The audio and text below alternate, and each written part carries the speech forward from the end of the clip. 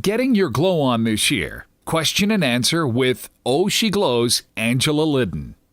As we step into the new year, many of us are looking for ways to feel bright and refreshed. Who better to turn to for advice than best-selling vegan cookbook author Angela Liddon, and expert in all things glow. This busy mom of two also tells us about creating happiness, success, and embracing chaos.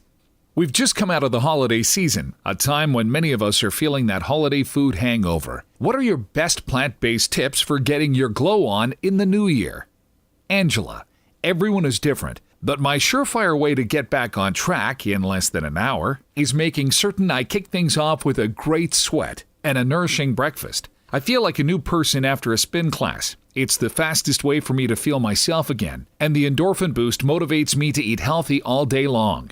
Afterward, I make sure to enjoy my favorite green smoothie bowl packed with energizing greens like kale, wheatgrass, and broccoli sprouts. Throughout the day, I also love to sip on a big mug of healing broth from Oh She Glows every day and whip up homemade tea charged with fresh ginger, turmeric, cayenne, and lemon. But you'll never see me give up my favorite dark chocolate or chips. I think there's room for small indulgences even when making an effort to eat healthier. Question.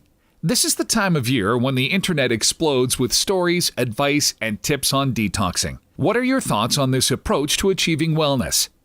Angela, I found that when I'm eating my plant-based recipes, I don't feel the need for a New Year's detox because the foods I love tend to already have the added bonus of making me feel great. If I overdo it on sweets, which usually happens at least a couple of times over the holidays, I simply try to cut back on treats for a while, increase my veggie intake, and make sure that I'm sneaking in exercise whenever possible. As a rule, I don't do extremes. I prefer not to vilify sugar and tell myself that I can't have it all because that drives a vicious cycle of making me want it more.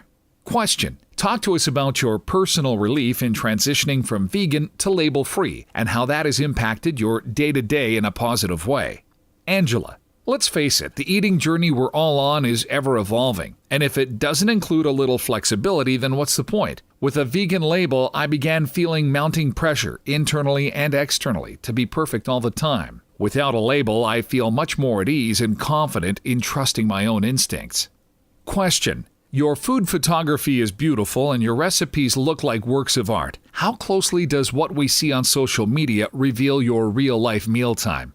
Angela, thank you. My real-life mealtime is utter chaos with a 3-year-old and a 1-year-old at the table. It's loud and there's often more food on the floor than on their plates. I really love Instagram stories because they're a place for me to share these real-life snippets of our life. I love to share photos of my daily food go-tos, things like undecorated smoothie bowls. Yep, I often eat them naked because we're so time-crunched in the morning. 2-minute avocado sauerkraut flax wraps, or reheated leftover soup. Honestly, I'm kind of over the picture-perfect images on social media. It's a fine balance to strike, and I don't think I've quite figured it out completely, but I definitely find myself gravitating towards the more real and instant forms of sharing.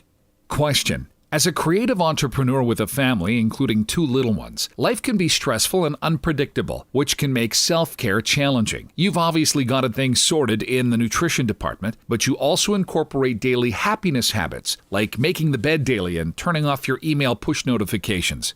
How did you realize that creating these habits were imperative for you, and what advice would you give for people looking to create their own happiness habits this year? Angela.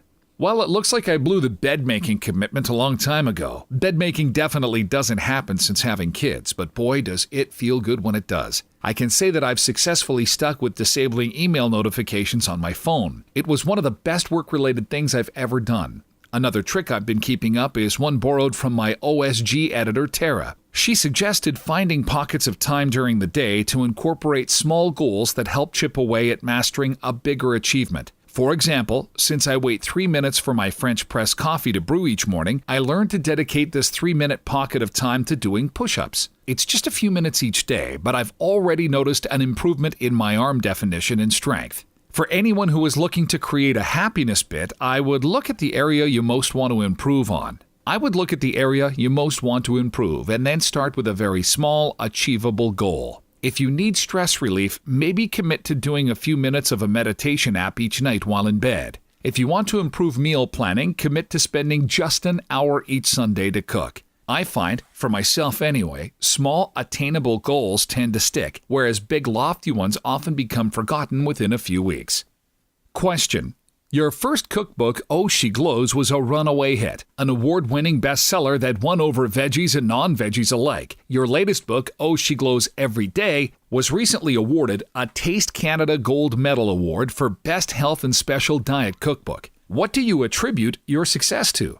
Angela. So much of the success I've achieved can be credited to the amazing people I've connected with along the way, and who have inspired and motivated me to keep going. I really believe the Oh She Glows community is made up of the kindest and most inspiring people in Canada and around the globe, and I'm so grateful for it. There's also been a heck of a lot of work over these past 9 years. Quality has always been one of my most important goals, and my blog readers have told me that they have a huge level of trust in my recipes and what I do.